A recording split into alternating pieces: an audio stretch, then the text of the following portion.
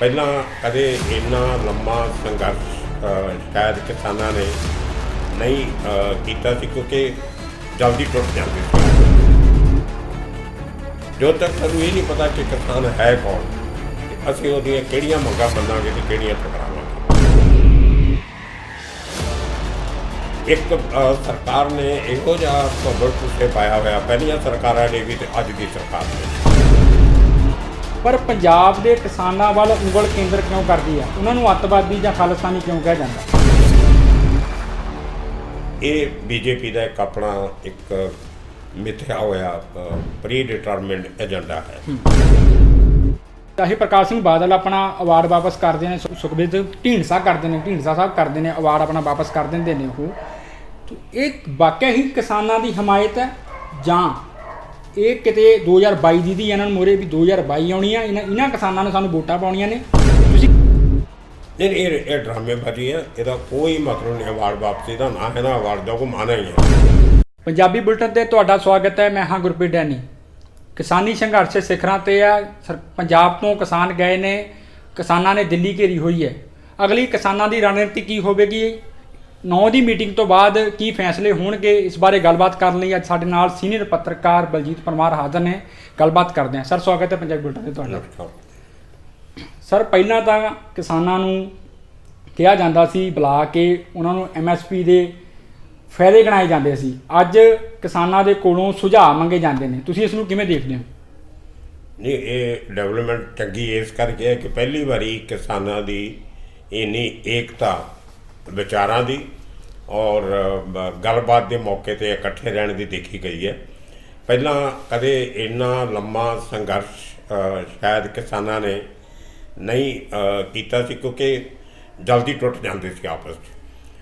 ਕਿਸਾਨ ਜਿਹੜੇ ਅੱਡ-ਅੱਡ ਧੜੇ ਬੰਦੀਆਂ 'ਚ ਵੰਡੇ ਹੋਏ ਆ, ਉਹਨਾਂ ਦੀਆਂ ਪੋਲੀਟੀਕਲ ਐਫੀਲੀਏਸ਼ਨ ਵੀ ਬਹੁਤ ਹੈ। ਕੁਝ ਕਿਸਾਨ ਕਮਿਊਨਿਸਟ ਮੂਵਮੈਂਟ ਨਾਲ ਜੁੜੇ ਹੋਏ ਆ, ਕੁਝ ਕਿਸਾਨ ਭਾਰਤ ਕਿਸਾਨ ਯੂਨੀਅਨ ਨਾਲ ਜੁੜੇ ਹੋਏ ਆ, ਕੁਝ ਕਿਸਾਨ BJP ਦੇ ਵੀ, ਕੋਈ RSS ਦੇ ਕਿਸਾਨੀ ਵਿੰਗ ਹੈਗੇ। ਇੱਕ ਕਿਸਾਨਾਂ ਦਾ ਟੋਲਾ ਕਾਂਗਰਸ ਨਾਲ ਹਮਦਰਦ ਹੈ, ਇੱਕ ਅਕਾਲੀਆਂ ਨਾਲ ਜੁੜਿਆ ਹੋਇਆ। ਤਾਂ ਇਹ ਪਹਿਲਾਂ ਇਹ ਸਾਰੀਆਂ ਗੱਲਾਂ ਕਿਤੇ ਨਾ ਕਿਤੇ ਇਹਨਾਂ ਦੇ ਖਿਲਾਫ ਜਾਂਦੀਆਂ ਸੀ ਕਿ ਇਹ ਇਕੱਠੇ ਹੋ ਕੇ ਆਪਣੀ ਗੱਲ ਨਹੀਂ ਸੀ ਕਰ ਸਕਦੇ। ਇਸ ਤੋਂ ਇਲਾਵਾ ਕਿਸਾਨ ਹਰਿਆਣੇ ਦੇ ਵੀ ਨੇ, ਉਹ ਆਪਣਾ ਅੱਡ ਟੋਲਾ ਬਣਾ ਕੇ ਰੱਖਦੇ ਸੀ। UP ਦੇ ਕਿਸਾਨ ਅੱਡ ਆਪਣੀ ਮੂਵਮੈਂਟ ਚਲਾਉਂਦੇ ਸੀ, ਰਾਜਸਥਾਨ ਦੇ ਕਿਸਾਨ ਅੱਡ, ਮੱਧ ਪ੍ਰਦੇਸ਼ ਦੇ ਅੱਡ। ਇਹ ਉਹ ਸਟੇਟਾਂ ਜਿਹੜੀਆਂ ਦਿੱਲੀ ਦੇ ਨੇੜੇ ਨੇੜੇ ਪੈਂਦੀਆਂ। ਕਿਸਾਨਾਂ ਨੇ ਮੂਵਮੈਂਟਸ ਮਹਾਰਾਸ਼ਟਰ 'ਚ ਵੀ ਬਹੁਤ ਚੱਲੀਆਂ, ਬਹੁਤ ਵੱਡੇ ਲੈਵਲ 'ਤੇ ਚੱਲੀਆਂ, ਔਰ ਉਹਨਾਂ ਨੇ ਆਪਣੀਆਂ ਸਾਰੀਆਂ ਮੰਗਾਂ ਮਨਵਾਈਆਂ। ਜਦੋਂ BJP ਦੀ ਸਰਕਾਰ ਸੀ ਉਦੋਂ ਵੀ ਮਨਵਾਈਆਂ, ਹੁਣ ਜਦੋਂ ਸ਼ਿਵ ਸੈਨਾ, ਕਾਂਗਰਸ, NCP ਦੀ ਸਰਕਾਰ ਹੈ ਤਾਂ ਵੀ ਮਨਵਾਈਆਂ। ਇਸੇ ਤਰ੍ਹਾਂ ਕਰਨਾਟਕਾ 'ਚ ਵੀ ਕਿਸਾਨਾਂ ਦੀ ਮੂਵਮੈਂਟ ਬਹੁਤ ਲੰਬੇ ਚੱਲੀ ਪਿਛਲੇ ਸਾਲ। ਉਹਨਾਂ ਨੇ ਵੀ ਆਪਣੀਆਂ ਕੋਈ 90% ਜਿਹੜੀਆਂ ਡਿਮਾਂਡ ਸੀਗੀਆਂ ਉਹ ਪੂਰੀਆਂ ਕਰਵਾਈਆਂ। ਤਮਿਲਨਾਡੂ ਔਰ ਕੇਰਲਾ ਦੋ ਸਟੇਟ ਇਹੋ ਜਿਹੀਆਂ ਜਿੱਥੇ ਕਿਸਾਨਾਂ ਨੂੰ ਕੋਈ ਮੂਵਮੈਂਟ ਨਹੀਂ ਚਲਾਉਣੀ ਪਈ। ਸਰਕਾਰਾਂ ਨੇ ਖੁਦ ਹੀ ਉਹਨਾਂ ਦੀਆਂ ਸਾਰੀਆਂ ਗੱਲਾਂ ਮੰਨ ਕੇ ਉਹਨਾਂ ਨੂੰ ਜੋ ਉਹਨਾਂ ਦੇ ਗਿਲੇ ਸ਼ਿਕਵੇ ਸੀ ਦੂਰ ਕੀਤੇ। ਤਾਂ ਲੈ ਦੇ ਕੇ ਗੱਲ ਆ ਕੇ ਨਿਬੜਦੀ ਆ ਨਾਰਥ ਇੰਡੀਆ ਦੀ, ਜਿਹੜਾ ਜਿਹਨੂੰ ਅਸੀਂ ਹਿੰਦੁਸਤਾਨ ਦਾ ਖਾਣੇ ਦਾ ਬਾਉਲ ਕਹਿੰਦੇ ਆ। ਅਸੀਂ ਵੀ ਇਹ ਸਭ ਤੋਂ ਜ਼ਿਆਦਾ ਪੈਦਾਇਸ਼ ਜਿਹੜੀ ਆ ਕਣਕ ਦੀ, ਚੌਲਾਂ ਦੀ, ਗੰਨੇ ਦੀ ਔਰ ਕਪਾਹ ਦੀ ਇਹਨਾਂ ਸਟੇਟਸ 'ਤੇ ਹੁੰਦੀ ਹੈ। ਉਹਦੇ ਨਾਲ ਨਾਲ ਜਿਹੜੀਆਂ ਕੈਸ਼ ਕ੍ਰੌਪਸ ਆ ਸਾਡੀਆਂ, ਗ੍ਰੀਨ ਵੈਜੀਟੇਬਲਸ ਹੋ ਗਈਆਂ ਜਾਂ ਪਲਸਿਸ ਹੋ ਗਈਆਂ, ਜਾਂ ਕੋਈ ਤੇਲ ਬਣਾਉਣੀਆਂ ਚੀਜ਼ਾਂ ਜਿਵੇਂ ਸੂਰਜਮੁਖੀ ਹੋ ਗਿਆ, ਇਸ ਤਰ੍ਹਾਂ ਦੀਆਂ ਮੂੰਗਫਲੀ ਹੋ ਗਈ। ਤਾਂ ਇਹ ਸਾਰੀਆਂ ਅੱਡ-ਅੱਡ ਜਿਹੜੀਆਂ ਕਾਸ਼ਤ ਜਿਹੜੇ ਕਿਸਾਨ ਕਰਦੇ ਆ, ਫਸਲਾਂ ਬੀਜਦੇ ਆ, ਉਹਨਾਂ ਦਾ ਕਿਤੇ ਨਾ ਕਿਤੇ ਮੇਨ ਸਭ ਤੋਂ ਵੱਡਾ ਮੁੱਦਾ ਇਹ ਹੁੰਦਾ ਕਿ ਉਹਨਾਂ ਨੂੰ ਉਹਦੀ ਬਰਾਬਰ ਦੀ ਕੀਮਤ ਨਹੀਂ ਮਿਲਦੀ। ਅਸੀਂ ਕਿਤੇ ਸਰਕਾਰੀ ਨੌਕਰੀ ਕਰਦੇ ਹਾਂ, ਸਾਡਾ ਫਿਕਸ ਗ੍ਰੇਡ ਹੁੰਦਾ, ਇੰਨੀ ਤਨਖਾਹ ਮਿਲੂਗੀ, ਹਰ ਸਾਲ ਇੰਨਾ ਤੁਹਾਡਾ ਇੰਕਰੀਮੈਂਟ ਹੋਊਗਾ, ਇੰਨਾ ਤੁਹਾਨੂੰ ਬੋਨਸ ਮਿਲੂਗਾ, ਜਾਂ ਡੀਅਰਨੈਸ ਅਲਾਊਂਸ, ਜਿਹਨੂੰ ਅਸੀਂ ਮਹਿੰਗਾਈ ਭੱਤਾ ਕਹਿ ਦਿੰਦੇ ਹਾਂ, ਉਹ ਮਿਲੂਗਾ। ਲੇਕਿਨ ਕਿਸਾਨਾਂ ਲਈ ਔਰ ਇਸੇ ਤਰ੍ਹਾਂ ਦਾ ਦੂਜੇ ਅਨਆਰਗੇਨਾਈਜ਼ਡ ਸੈਕਟਰ ਜਿਹੜੇ ਆ ਮਜ਼ਦੂਰਾਂ ਦੇ, ਉਹਨਾਂ ਨੂੰ ਇਹ ਸਾਰੀਆਂ ਸਹੂਲਤਾਂ ਮਿਲਦੀਆਂ ਨਹੀਂ। ਨਾ ਤਾਂ ਉਹਨਾਂ ਨੂੰ ਫ੍ਰੀ ਰਹਿਣ ਦਾ ਘਰ ਮਿਲਦਾ, ਨਾ ਉਹਨਾਂ ਨੂੰ ਫ੍ਰੀ ਕੋਈ ਮੈਡੀਕਲ ਫੈਸਿਲਿਟੀਜ਼ ਮਿਲਦੀ ਹੈ, ਨਾ ਉਹਨਾਂ ਦੇ ਬੱਚਿਆਂ ਨੂੰ ਮੁਫਤ ਪੜ੍ਹਾਈ ਮਿਲਦੀ ਹੈ, ਜੋ ਕਈ ਕਿਸਮ ਦੇ ਹੋਰ ਸਰਕਾਰੀ ਔਰ ਗੈਰ ਸਰਕਾਰੀ ਸੰਸਥਾਨਾਂ ਜਿਹੜੀਆਂ ਸਹੂਲਤਾਂ ਦਿੱਤੀਆਂ ਜਾਂਦੀਆਂ। ਤਾਂ ਕਿਤੇ ਨਾ ਕਿਤੇ ਇਹ ਗੱਲ ਜਾਇਜ਼ ਹੈ ਕਿ ਜਿਹੜਾ ਕਿਸਾਨ ਹੈ, ਉਹ ਭਾਵੇਂ ਪੰਜਾਬ ਦਾ ਹੋਵੇ ਜਾਂ ਹਰਿਆਣੇ ਦਾ ਹੋਵੇ ਜਾਂ ਕਿਤੇ ਹੋਰ ਦਾ ਹੋਵੇ, ਉਹ ਕਈ ਇਹੋ ਜਿਹੀਆਂ ਸਹੂਲਤਾਂ ਤੋਂ ਉਹਨੂੰ ਵਾਂਝਾ ਰੱਖਿਆ ਜਾਂਦਾ ਜਿਹੜੀਆਂ ਉਹਨੂੰ ਮਿਲ ਜਾਂਦੀਆਂ ਜੇ ਉਹ ਕਿਸਾਨ ਨਾ ਹੁੰਦਾ, ਕੁਝ ਹੋਰ ਹੁੰਦਾ। ਤੋ ਇਸ ਕਰਕੇ ਅੱਜ ਦੀ ਜਿਹੜੀ ਮੂਵਮੈਂਟ ਹੈ ਉਹ ਮਾਨਾ ਇਸ ਕਰਕੇ ਰੱਖਦੀ ਹੈ ਕਿ ਪਹਿਲੀ ਵਾਰੀ ਬੜੇ ਸਾਲਾਂ ਬਾਅਦ ਦਿੱਲੀ ਨੂੰ ਘੇਰਾ ਪਾਇਆ ਗਿਆ ਔਰ ਇਹ ਘੇਰਾ ਜਿਹੜਾ ਇਹ ਵੱਖ-ਵੱਖ ਸੂਬਿਆਂ ਦੇ ਕਿਸਾਨਾਂ ਨੇ ਆ ਕੇ ਪਾਇਆ। ਇੱਥੇ ਮੁੱਦਾ ਇਹ ਉੱਠਦਾ ਕਿ ਅਸੀਂ ਕਿਸਾਨ ਦੀ ਡੈਫੀਨੀਸ਼ਨ ਕੀ ਗਿਣਦੇ ਹਾਂ। ਜਦੋਂ ਤੱਕ ਸਾਨੂੰ ਇਹ ਨਹੀਂ ਪਤਾ ਕਿ ਕਿਸਾਨ ਹੈ ਕੌਣ ਅਤੇ ਅਸੀਂ ਉਹਦੀਆਂ ਕਿਹੜੀਆਂ ਮੰਗਾਂ ਮੰਨਾਂਗੇ ਅਤੇ ਕਿਹੜੀਆਂ ਠੁਕਰਾਵਾਂਗੇ। ਇੱਕ ਸਰਕਾਰ ਨੇ ਇਹੋ ਜਿਹਾ ਭੰਬਲ ਭੂਸੇ ਪਾਇਆ ਹੋਇਆ, ਪਹਿਲੀਆਂ ਸਰਕਾਰਾਂ ਨੇ ਵੀ ਅਤੇ ਅੱਜ ਦੀ ਸਰਕਾਰ ਨੇ ਵੀ, ਇਹ ਕਿਸਾਨਾਂ ਨੂੰ ਵੰਡ ਕੇ ਰੱਖਿਆ। ਉਹਨਾਂ ਨੇ ਕੁਝ ਫੈਸਿਲਿਟੀ ਦਿੱਤੀਆਂ ਇਹਨਾਂ ਨੇ, ਜਿਹੜੇ ਅਤੀ ਛੋਟੇ ਕਿਸਾਨ ਹੁੰਦੇ ਆ 2-2.5 ਏਕੜ ਵਾਲੇ, ਕੁਝ ਫੈਸਿਲਿਟੀ ਜਿਹੜੀਆਂ ਉਹ 5 ਏਕੜ ਤੱਕ ਦੇ ਕਿਸਾਨਾਂ ਨੂੰ ਦਿੱਤੀਆਂ। ਉਸ ਤੋਂ ਇਲਾਵਾ ਕੁਝ ਫੈਸਿਲਿਟੀ ਜਿਹੜੀਆਂ ਉਹ ਵੱਡੇ ਕਿਸਾਨਾਂ ਨੂੰ ਜਿਨ੍ਹਾਂ ਦੀ ਜ਼ਮੀਨ 5 ਏਕੜ ਤੋਂ ਜ਼ਿਆਦਾ, ਤੋ ਇਹ ਉੱਥੇ ਵੀ ਇਹਨਾਂ ਨੇ ਕਿਸਾਨਾਂ ਨੂੰ ਵੰਡ ਕੇ ਰੱਖਿਆ। ਹੁਣ ਜਿਹੜਾ ਛੋਟਾ ਕਿਸਾਨ ਹੈ ਉਹ ਤਾਂ ਆਪਣੀ ਖੇਤੀ ਆਪ ਕਰਦਾ ਅਤੇ ਉਹ ਟੱਬਰ ਵੀ ਪਾਲਦਾ, ਆਪਣਾ ਬੱਚਿਆਂ ਨੂੰ ਪੜ੍ਹਾਉਂਦਾ ਵੀ ਹੈ, ਉਹਨਾਂ ਦੇ ਵਿਆਹ ਸ਼ਾਦੀਆਂ ਵੀ ਰਚਾਉਂਦਾ, ਫਿਰ ਉਹਨਾਂ ਨੂੰ ਅੱਜ ਕੱਲ੍ਹ ਜੋ ਚੱਲਣ ਹੈ ਉਹਨਾਂ ਨੂੰ ਬਾਹਰ ਭੇਜਣ ਦਾ ਵੀ ਯਤਨ ਕਰਦਾ ਅਤੇ ਉਹ ਬੜੀ ਮੁਸ਼ਕਿਲ ਦੀ ਜ਼ਿੰਦਗੀ ਹੁੰਦੀ ਹੈ। ਮੈਨੂੰ ਨਹੀਂ ਲੱਗਦਾ ਅੱਜ ਕੋਈ 5 ਏਕੜ ਦਾ ਮਾਲਕ ਕਿਸਾਨ ਜਿਹੜਾ ਉਹ ਕੋਈ ਚੱਜ ਦੀ ਜ਼ਿੰਦਗੀ 'ਚ ਉਹਦਾ ਹੋਊਗਾ। ਸਰ, ਮੈਂ ਤੁਹਾਡੀ ਗੱਲ ਦੇ ਨਾਲ ਇੱਥੇ ਗੱਲ ਜੋੜਨਾ ਚਾਹੁੰਦਾ। ਬਹੁਤ ਸਾਰੀਆਂ ਸਟੇਟਾਂ ਦੇ ਵਿੱਚ ਉਹ ਕਿਸਾਨ ਸੰਘਰਸ਼ ਕਰਦੇ ਨੇ, ਦਿੱਲੀ ਗਏ ਨੇ, ਪਰ ਪੰਜਾਬ ਦੇ ਕਿਸਾਨਾਂ ਵੱਲ ਉਂਗਲ ਕੇਂਦਰ ਕਿਉਂ ਕਰਦੀ ਆ? ਉਹਨਾਂ ਨੂੰ ਅੱਤਵਾਦੀ ਜਾਂ ਖਾਲਿਸਤਾਨੀ ਕਿਉਂ ਕਿਹਾ ਜਾਂਦਾ? ਦੇਖੋ, ਇਹ ਇਹੋ ਜਿਹੀ ਗੱਲ 2014 ਤੋਂ ਪਹਿਲਾਂ ਕਿਸੇ ਸਰਕਾਰ ਨੇ ਨਹੀਂ ਸੀ ਕਹੀ। ਇਹ ਬੀਜੇਪੀ ਦਾ ਇੱਕ ਆਪਣਾ ਇੱਕ ਮਿਥਿਆ ਹੋਇਆ ਪ੍ਰੀ ਡਿਟਰਮਿਨਡ ਏਜੰਡਾ ਹੈ। ਬੀਜੇਪੀ ਜਿਹੜੀ ਹੈ ਉਹ ਆਪਣੇ ਸਿਰ 'ਤੇ ਰਾਜ ਨਹੀਂ ਕਰਦੀ, ਉਹਦਾ ਰਿਮੋਟ ਕੰਟਰੋਲ RSS ਕੋਲ ਹੈ ਔਰ RSS ਜਿਹੜਾ ਉਹਨੇ ਸਾਰੇ ਜਿੰਨੇ ਫੀਲਡ ਹੈ ਸੋਸਾਇਟੀ ਦੇ, ਸਮਾਜ ਦੇ, ਉਹ ਸਾਰੇ ਇਨਫਿਲਟਰੇਟ ਕੀਤੇ ਹੋਏ ਆ। ਅੱਜ ਤੱਕ ਕਦੇ ਆਰਮੀ 'ਚ ਕਦੇ ਧਰਮ ਦੀ ਗੱਲ ਨਹੀਂ ਸੀ ਹੁੰਦੀ, ਉਹ ਵੀ ਹੁਣ ਲੱਗ ਗਈ। ਸਰਕਾਰੀ ਜਿਹੜੇ ਅਫਸਰ ਨੇ ਉਹਨਾਂ 'ਚ ਕਦੇ ਕੋਈ ਜਾਤ ਪਾਤ ਦੀ, ਧਰਮ ਦੀ ਗੱਲ ਨਹੀਂ ਸੀ ਕਰਦਾ। ਅਸੀਂ ਉਹਨਾਂ ਨੂੰ ਬੜੇ ਖੁੱਲ੍ਹੇ ਦਿਲ ਵਾਲੇ ਅਤੇ ਬੜੇ ਲਿਬਰਲ ਕਿਸਮ ਦੇ ਅਫਸਰ ਸਮਝਦੇ ਹੁੰਦੇ ਸੀ, ਉਹ ਵੀ ਅੱਜ ਬਦਲ ਗਿਆ। ਅੱਜ ਅਸੀਂ IAS ਔਰ IPS ਅਫਸਰਾਂ ਦੇ ਮੂੰਹੋਂ ਅਕਸਰ ਇਹ ਗੱਲਾਂ ਸੁਣਦੇ ਹਾਂ ਵੀ ਇਹ ਹਿੰਦੂਆਂ ਦਾ ਮਾਮਲਾ, ਇਹ ਮੁਸਲਮਾਨਾਂ ਦਾ ਮਾਮਲਾ ਅਤੇ ਇਹ ਸਿੱਖਾਂ ਦਾ ਮਾਮਲਾ। ਬੇਸਿਕਲੀ RSS ਜਿਹੜੀ ਹੈ ਉਹ ਐਂਟੀ ਮਿਨੋਰਿਟੀਜ਼ ਆ। ਹਿੰਦੁਸਤਾਨ 'ਚ ਅਸੀਂ ਸਿੱਖ ਜਿਹੜੇ ਆ ਉਹ ਕ੍ਰਿਸਚੀਅਨ ਵਾਂਗੂ, ਮੁਸਲਮਾਨਾਂ ਵਾਂਗੂ ਜਾਂ ਜੈਨ ਬੋਧੀਆਂ ਵਾਂਗੂ ਅਸੀਂ ਵੀ ਇੱਕ ਰਿਲੀਜੀਅਸ ਮਿਨੋਰਿਟੀ ਹਾਂ। ਤੀਸਰੀ ਗੱਲ ਇਹ ਹੈ ਕਿ BJP ਨੂੰ ਕਦੇ ਵੀ ਸਟਰੋਂਗ ਓਪੋਜੀਸ਼ਨ ਨਹੀਂ ਚਾਹੀਦੀ। ਜਦੋਂ ਤੋਂ BJP ਦੀ ਸਰਕਾਰ ਆਈ ਹੈ 2014 ਤੋਂ, ਇਹਨਾਂ ਨੇ ਹਰ ਉਹ ਪਾਰਟੀ, ਹਰ ਉਹ ਸਮਾਜਿਕ ਤਬਕਾ ਜਿਹੜਾ ਇਹਨੂੰ ਲੱਗਦਾ ਸੀ ਕਦੇ ਨਾ ਕਦੇ ਸਾਨੂੰ ਚੈਲੰਜ ਕਰ ਸਕਦਾ, ਲਲਕਾਰ ਸਕਦਾ ਸਾਨੂੰ, ਉਹਨੂੰ ਇਹਨਾਂ ਨੇ ਦਬਾਉਣ ਦੀ ਕੋਸ਼ਿਸ਼ ਕੀਤੀ। ਇਸੇ ਕਰਕੇ ਇਹਨਾਂ ਨੇ ਜਿਹੜੇ ਸਟੇਟ 'ਚ ਤਾਂ ਛੋਟੀਆਂ ਪਾਰਟੀਆਂ ਕਾਫੀ ਮਜ਼ਬੂਤ ਸੀਗੀਆਂ, ਉਹਨਾਂ ਨਾਲ ਇਹਨਾਂ ਨੇ ਸਮਝੌਤੇ ਕੀਤੇ। ਪਹਿਲਾਂ ਜਿਵੇਂ ਹਰਿਆਣਾ 'ਚ ਪਹਿਲਾਂ ਇੱਕ ਪਾਰਟੀ ਨਾਲ ਸਮਝੌਤਾ ਕੀਤਾ, ਹੌਲੀ ਅੰਦਰੋਂ BJP RSS ਦਾ ਜਿਹੜਾ ਤੰਤਰ ਮੰਤਰ ਇਸ ਤਰ੍ਹਾਂ ਕੰਮ ਕਰਦਾ ਕਿ ਉਹਨਾਂ ਨੂੰ ਅੰਦਰੋਂ ਖੋਖਲਾ ਕਰ ਦਿੰਦੇ।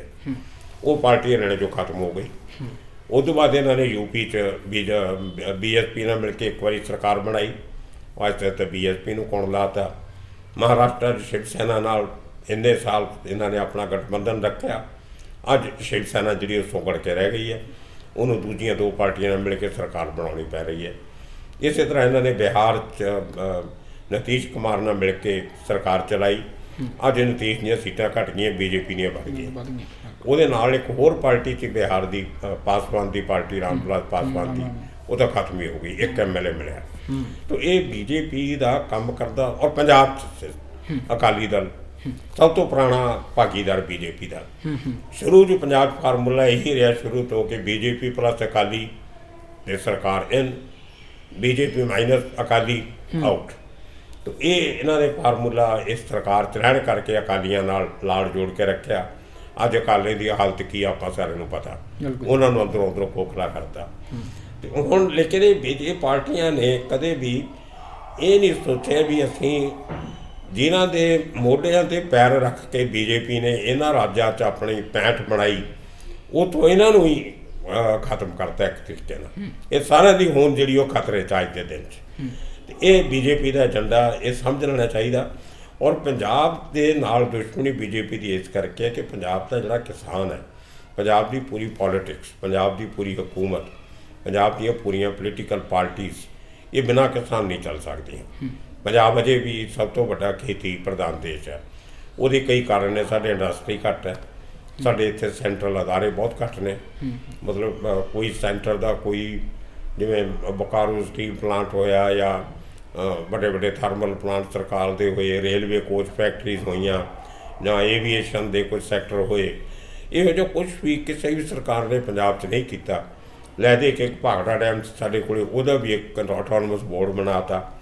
ਪਹਿਲਾਂ ਜਦੋਂ 1956 'ਚ ਪੰਜਾਬ ਮਰਜ ਹੋਇਆ ਪਟਿਆਲੇ ਨਾਲ, ਪੈਪਸੂ ਨਾਲ, ਉਦੋਂ ਕਈ ਚੀਜ਼ਾਂ ਮਿਲਗੋਬਾ ਜੀਆਂ ਹੋ ਗਈਆਂ। ਫਿਰ 1966 'ਚ ਜਦੋਂ ਪੰਜਾਬੀ ਸੂਬਾ ਬਣਿਆ, ਉਦੋਂ ਜਿੰਨੀ ਇੰਡਸਟਰੀ ਪ੍ਰਤਾਪ ਸਿੰਘ ਕੈਰੋਂ ਨੇ ਪੰਜਾਬ ਆਪਣਾ ਇੱਕ ਸਮਝ ਕੇ ਜਿੰਨੀ ਫਰੀਦਾਬਾਦ ਲਾਈ ਸੀ, ਗੁੜਗਾਉਂ ਲਾਈ ਸੀ, ਉਹ ਸਾਰੀਆਂ ਫੈਕਟਰੀਆਂ ਹਰਿਆਣੇ ਚਲੀਆਂ ਗਈਆਂ। ਲੈ ਦੇ ਕੇ ਇੱਕ ਲੁਧਿਆਣਾ ਬਚਿਆ ਸਾਡੇ ਕੋਲ ਇੰਡਸਟਰੀਅਲ ਸੈਂਟਰ, ਜਾਂ ਅੰਮ੍ਰਿਤਸਰ ਸੀ ਥੋੜ੍ਹਾ ਜਿਹਾ, ਇੱਕ ਮੰਡੀ ਗੋਬਿੰਦਗੜ੍ਹ ਸੀ।